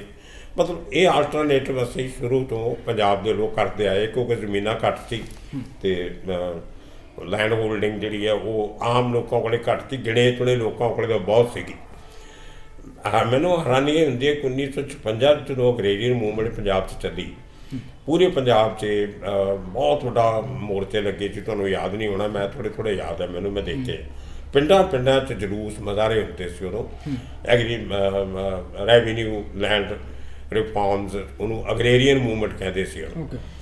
ਉਹ ਮੂਵਮੈਂਟ 'ਚ ਗਿਆਨੀ ਜ਼ੈਲ ਸਿੰਘ ਨੂੰ ਇਹਨੇ ਮਹਾਰਾਜਾ ਫਰੀਦਕੋਟ ਦੇ ਖਿਲਾਫ ਉਹ ਮੂਵਮੈਂਟ ਚਲਾਈ ਕਿ ਤੇਰੀਆਂ ਜ਼ਮੀਨਾਂ ਜਿਹੜੀਆਂ ਲੋਕਾਂ 'ਚ ਵੰਡੀਆਂ ਜਾਣ, ਅਤੇ ਇਹਨੂੰ ਸਿਰ ਬੰਨ੍ਹ ਕੇ, ਬਾਲੇ 'ਤੇ ਰੱਸੀ ਨਾਲ ਬੰਨ੍ਹ ਕੇ ਅਤੇ ਜੀਪ ਦੇ ਪਿੱਛੇ ਬੰਨ੍ਹ ਕੇ ਘੁਮਾਇਆ ਸੀ ਮਹਾਰਾਜਾ ਨੇ। ਮਤਲਬ ਇੰਨੀਆਂ ਕੁਰਬਾਨੀਆਂ ਉਦੋਂ ਲੋਕਾਂ ਨੇ ਦਿੱਤੀਆਂ ਲੈਂਡ ਰਿਫਾਰਮਸ ਲਈ। ਉਹਦੇ 'ਚ ਇਹ ਸੀ ਵੀ ਜਿਹੜਾ ਇੱਕ ਲਿਮਟ ਰੱਖਤੀ ਕਿ ਇੱਕ ਆਦਮੀ ਕੋਲ 30 ਏਕੜ ਤੋਂ ਜ਼ਿਆਦਾ ਜ਼ਮੀਨ ਨਹੀਂ ਹੋ ਸਕਦੀ, ਅਤੇ 30 ਏਕੜ ਤੋਂ ਜ਼ਿਆਦਾ ਜਿਹਦੇ ਕੋਲ ਜ਼ਮੀਨ ਹੈ ਉਹ ਅਸੀਂ ਅਕਵਾਇਰ ਕਰਕੇ ਸਰਕਾਰ ਉਹਨਾਂ ਨੂੰ ਦਊਗੀ ਜਿਹੜੇ ਉੱਥੇ ਕਾਸ਼ਤ ਕਰਦੇ ਆ। ਜੇ ਤਾਂ ਬੰਦਾ ਆਪ ਖੇਤੀ ਕਰ ਰਿਹਾ, ਮਾਲਕ ਜ਼ਮੀਨ ਦਾ, ਉਹ ਠੀਕ ਹੈ ਤੂੰ ਕਰ। ਜੇ ਤੂੰ ਖੇਤੀ ਨਹੀਂ ਕਰ ਰਿਹਾ, ਤੇਰੀ ਜ਼ਮੀਨ 'ਤੇ ਕੋਈ ਹੋਰ ਉਹਨੂੰ ਵਾਹ ਰਿਹਾ, ਕੋਈ ਤਹਿਸੀਲੀ ਹੈ ਜਾਂ ਤੂੰ ਮਾਮਲੇ 'ਤੇ ਜਾਂ ਠੇਕੇ 'ਤੇ ਦਿੱਤੀ ਹੈ, ਉਹ ਲੋਕ ਜਿਹੜੇ ਵਾਹੁੰਦੇ ਆ ਜੱਦੀ ਪੁਸ਼ਤੀ, ਉਹ ਜ਼ਮੀਨ ਉਹਨਾਂ ਨੂੰ ਦਿੱਤੀ ਜਾਊਗੀ। ਇਹ ਲੈਂਡ ਰਿਫਾਰਮ ਜਦੋਂ ਹੋਏ, ਬੜਾ ਲੋਕਾਂ ਨੇ, ਅਮੀਰਾਂ ਨੇ ਰੌਲਾ ਪਾਇਆ। ਉਹ ਜਿਹੜੇ ਵੱਡੇ ਜਗੀਰਦਾਰ ਸੀਗੇ, ਬਰਾੜ ਫੈਮਿਲੀ, ਬਠਿੰਡੇ ਵਾਲੇ, ਮੁਕਤਸਰ ਵਾਲੇ, ਬਾਦਲ ਬੂਦਲ, ਇਹ ਸਾਰੇ ਮਿਲ ਕੇ ਦੇ ਵੱਡੇ ਸਰਦਾਰ ਸੀ, ਜਿਹੜੇ ਰਾਜੇ ਮਹਾਰਾਜੇ, 7-8 ਸਟੇਟ ਸੀਗੀਆਂ ਪੰਜਾਬ 'ਚ, ਅਤੇ ਇਹ ਜਿਹੜੇ ਵੱਡੇ ਜਗੀਰਦਾਰ ਸੀ, ਇਹਨਾਂ ਨੇ ਫਿਰ 30 ਏਕੜ ਦੀ ਲਿਮਿਟ ਕ੍ਰਾਸ ਕਰਨ ਲਈ ਜ਼ਮੀਨਾਂ ਆਪਣੇ ਦੂਰ ਦੇ ਰਿਸ਼ਤੇਦਾਰਾਂ ਦੇ ਨਾਂ 'ਤੇ ਲਾਉਣ ਸ਼ੁਰੂ ਕਰਤੀਆਂ, ਕੁੱਤਿਆਂ ਦੇ ਨਾਂ 'ਤੇ, ਘੋੜਿਆਂ ਦੇ ਨਾਂ 'ਤੇ। ਇਹੋ ਜਿਹੀ ਇਹਨਾਂ ਨੇ ਕਾਨੂੰਨ ਦਾ ਫਾਇਦਾ ਉਠਾਇਆ ਅਤੇ ਜ਼ਮੀਨਾਂ ਸਾਂਭ ਕੇ ਰੱਖੀਆਂ। ਇਹੋ ਜਿਹੀ ਮੂਵਮੈਂਟ ਅੱਜ ਫੇਰ ਚੱਲਣੀ ਬਹੁਤ ਜ਼ਰੂਰੀ ਹੈ। ਉਹੀ ਗੱਲ ਅੱਜ ਫੇਰ ਹੈ ਕਿ ਬਹੁਤੇ ਕਿਸਾਨ ਜਿਹੜੇ ਆ ਬਸ ਜ਼ਮੀਨ ਦੇ ਮਾਲਕ ਨੇ, ਉਹ ਤਾਂ ਛੱਡ ਕੇ ਜ਼ਮੀਨਾਂ ਕੋਈ ਚੰਡੀਗੜ੍ਹ ਬੈਠਾ, ਕੋਈ ਕੈਨੇਡਾ ਬੈਠਾ, ਕੋਈ ਅਮਰੀਕਾ ਬੈਠਾ, ਔਰ ਗਰੀਬ ਬੰਦਾ ਜਿਹੜਾ ਬਾਹਰ ਆ ਉਹ ਵਿਚਾਰਾ ਉਹਨਾਂ ਨੂੰ ਪੈਸੇ ਦਿੰਦਾ ਠੇਕੇ ਦੇ, ਅਤੇ ਬਾਅਦ 'ਚ ਆਪਣਾ ਘਰ ਚਲਾ ਰਿਹਾ। ਇਹ ਲੈਂਡ ਰਿਫਾਰਮ ਮੂਵਮੈਂਟ ਇੱਕ ਦੁਬਾਰਾ ਪੰਜਾਬ ਚੱਲਣੀ ਚਾਹੀਦੀ। ਜਿਹੜਾ ਚਾਹੇ ਪ੍ਰਕਾਸ਼ ਸਿੰਘ ਬਾਦਲ ਆਪਣਾ ਅਵਾਰਡ ਵਾਪਸ ਕਰਦੇ ਨੇ, ਸੁਖਬੀਰ ਢੀਂਡਸਾ ਕਰਦੇ ਨੇ, ਢੀਂਡਸਾ ਸਾਹਿਬ ਕਰਦੇ ਨੇ, ਅਵਾਰਡ ਆਪਣਾ ਵਾਪਸ ਕਰ ਦਿੰਦੇ ਨੇ ਉਹ, ਇਹ ਵਾਕਿਆ ਹੀ ਕਿਸਾਨਾਂ ਦੀ ਹਮਾਇਤ ਹੈ ਜਾਂ ਇਹ ਕਿਤੇ 2022 ਦੀ ਇਹਨਾਂ ਨੂੰ ਮੋਰੇ ਵੀ 2022 ਆਉਣੀ ਆ, ਇਹਨਾਂ ਕਿਸਾਨਾਂ ਨੇ ਸਾਨੂੰ ਵੋਟਾਂ ਪਾਉਣੀਆਂ ਨੇ? ਤੁਸੀਂ ਕੀ ਦੇਖਦੇ ਹੋ ਜੀ? ਨਹੀਂ, ਇਹ ਡਰਾਮੇਬਾਜ਼ੀ ਹੈ, ਇਹਦਾ ਕੋਈ ਮਤਲਬ ਨਹੀਂ। ਅਵਾਰਡ ਵਾਪਸੀ ਦਾ ਨਾ ਹੈ, ਨਾ ਅਵਾਰਡ ਦਾ ਕੋਈ ਮਾਨਾ ਹੀ ਹੈ। ਦੂਜੇ ਜਿਹੜੇ ਲੋਕਾਂ ਨੇ ਅਵਾਰਡ ਜਿਹੜੇ ਵਾਪਸ ਕਰ ਰਹੇ ਆ, ਜਿਨ੍ਹਾਂ ਦੇ ਨਾਲ ਕੈਸ਼ ਵੀ ਇਨਵੋਲਵ ਹੁੰਦਾ, ਵੀ ਜਿਵੇਂ ਤੁਹਾਨੂੰ ਕੋਈ ਅਰਜਨ ਅਵਾਰਡ ਮਿਲਦਾ, ਤੁਹਾਨੂੰ ਸ਼ਾਇਦ 5-7 ਲੱਖ ਰੁਪਏ ਕੈਸ਼ ਵੀ ਨਾਲ ਮਿਲਦਾ। ਕੁਝ ਸਰਕਾਰਾਂ ਨੇ ਉਹਨਾਂ ਨੂੰ ਖੇਲ ਰਤਨ ਅਵਾਰਡ ਦਿੱਤੇ, ਸੈਂਟਰ ਨੇ, ਉਹਦੇ ਨਾਲ ਪੈਸੇ ਵੀ ਮਿਲਦੇ ਆ। ਅਤੇ ਲੋਕ ਖਾਲੀ ਉਹ ਜਿਹੜਾ ਸੋਨੇ ਦਾ ਤਗਮਾ ਹੁੰਦਾ, ਅਵਾਰਡ ਸੋਨਾ ਤਾਂ ਹੁੰਦਾ ਨਹੀਂ, ਉਹ ਪਾਣੀ ਜਾਂ ਉੱਤੇ ਛਿੜਕਿਆ ਹੁੰਦਾ ਸੋਨੇ ਦਾ, ਉਹ ਵਾਪਸ ਕਰਨ ਦਾ ਕੋਈ ਮਤਲਬ ਨਹੀਂ ਹੈ। ਇਹ ਟਕੋਸਲੇਬਾਜ਼ੀ ਹੈ, ਔਰ ਸਿਰਫ ਆਪਣਾ ਰੋਟੀਆਂ ਸੇਕਣ ਵਾਲੀ ਗੱਲ ਹੈ। ਕੋਈ ਆਪਣੇ ਗੁੱਟਲ ਬਣਾ ਰਿਹਾ ਅਗਲੀ ਇਲੈਕਸ਼ਨ ਲੜਨ ਦੀ, ਕੋਈ ਲੋਕਾਂ ਨੂੰ ਬੇਵਕੂਫ ਬਣਾ ਰਿਹਾ ਕਿ ਆਹ ਸਾਡੀ ਪੋਲੀਟੀਕਲ ਪਾਰਟੀ ਨੇ ਤੁਹਾਡੇ ਲਈ ਆਹ ਕੀਤਾ, ਉਹ ਕੀਤਾ। ਇਹ ਅਵਾਰਡ ਵਾਪਸੀ ਦਾ ਕੋਈ ਮਤਲਬ ਨਹੀਂ ਹੈ, ਬੇਮਾਨਾ ਹੈ। ਇਹ ਸਿਰਫ ਇੱਕ ਲੋਕਾਂ ਨੂੰ ਪਰਚਾਉਣ ਦੀ ਗੱਲ ਹੈ ਔਰ ਬਹਿਲਾਉਣ ਦੀ ਗੱਲ। ਜਿਹੜੀ ਹੁਣ 9 ਤਰੀਕ ਨੂੰ ਮੀਟਿੰਗ ਹੈ ਕਿਸਾਨਾਂ ਦੀ, ਕੀ ਸਿੱਟਾ ਨਿਕਲੂਗਾ ਵੀ ਕੇਂਦਰ ਸਰਕਾਰ ਜਿਹੜੇ ਆ ਕਾਨੂੰਨ ਜਿਹੜੇ ਬਣਾਏ ਸੀ ਉਹਨੂੰ ਰੱਦ ਕਰ ਦੇਊਗੀ? ਮੈਨੂੰ ਨਹੀਂ ਲੱਗਦਾ ਕਿ ਸਰਕਾਰ ਰੱਦ ਕਰੇਗੀ। ਸਰਕਾਰ ਦਾ ਇਹ ਕਹਿਣਾ ਕਿ ਅਸੀਂ ਕੁਝ ਸੰਸ਼ੋਧਨ ਕਰਨ ਨੂੰ ਤਿਆਰ ਹਾਂ, MSP ਅਸੀਂ ਲੀਗਲਾਈਜ਼ ਕਰ ਦਿੰਦੇ ਹਾਂ, ਲੇਕਿਨ ਜਿਹੜੀਆਂ ਪ੍ਰਾਈਵੇਟ ਮੰਡੀਆਂ ਉੱਥੇ ਤਾਂ ਸਰਕਾਰ ਦਾ ਕਾਨੂੰਨ ਚੱਲਣਾ ਹੀ ਨਹੀਂ। ਪ੍ਰਾਈਵੇਟ ਮੰਡੀਆਂ ਵੀ ਇਸੇ ਐਕਟ ਦੇ ਥੱਲੇ ਬਣੀਆਂ, ਜਿਹੜੀਆਂ ਸਰਕਾਰੀ ਮੰਡੀਆਂ ਉਹ ਤਾਂ ਸਰਕਾਰ ਦੀ ਗੱਲ ਮੰਨਣਗੀਆਂ, ਪ੍ਰਾਈਵੇਟ ਕਿਉਂ ਮੰਨੂਗਾ? ਇਹ ਸਾਰਾ ਤਾਣਾ ਬਾਣਾ ਜਿਹੜਾ ਹੈ ਇਹ ਅਡਾਨੀ, ਅੰਬਾਨੀ ਔਰ ਇਹੋ ਜਿਹੇ ਹੋਰ 2-4 ਗਰੁੱਪ ਜਿਹੜੇ ਹਿੰਦੁਸਤਾਨ ਲੀਵਰ, ਪੈਪਸੀ, ਇਹ ਵੱਡੀਆਂ ਇੰਟਰਨੈਸ਼ਨਲ ਕੰਪਨੀਆਂ ਦੇ ਕਹਿਣ 'ਤੇ ਬਣਾਇਆ ਗਿਆ ਕਾਨੂੰਨ। ਇਸ ਕਰਕੇ ਮੈਂ ਇਹਦੇ ਖਿਲਾਫ ਹਾਂ। ਕਿਸਾਨਾਂ ਦੇ ਹਿੱਤ ਨਹੀਂ ਸਾਹਮਣੇ ਰੱਖਿਆ ਗਿਆ, ਵੱਡੇ ਵੱਡੇ ਇੰਡਸਟਰੀਅਲਿਸਟਾਂ ਦੇ ਹਿੱਤ ਸਾਹਮਣੇ ਰੱਖ ਕੇ ਕਾਨੂੰਨ ਬਣਾਏ ਗਏ ਆ। ਇਹ ਵਾਪਸ ਹੋਣੇ ਚਾਹੀਦੇ ਆ ਔਰ ਕਿਸਾਨਾਂ ਨੂੰ ਉਦੋਂ ਤੱਕ ਮੂਵਮੈਂਟ ਵਾਪਸ ਨਹੀਂ ਲੈਣੀ ਚਾਹੀਦੀ ਜਦ ਤੱਕ ਇਹ ਪੂਰੇ ਬਿੱਲ ਇਨ ਟੂ ਵਾਪਸ ਨਹੀਂ ਹੁੰਦੇ। ਠੀਕ ਹੈ ਸਰ, ਤੁਹਾਡਾ ਸਾਡੇ ਨਾਲ ਗੱਲਬਾਤ ਕਰਨ ਲਈ ਬਹੁਤ ਬਹੁਤ ਥੈਂਕ ਯੂ, ਧੰਨਵਾਦ। ਸ਼ੁਕਰੀਆ।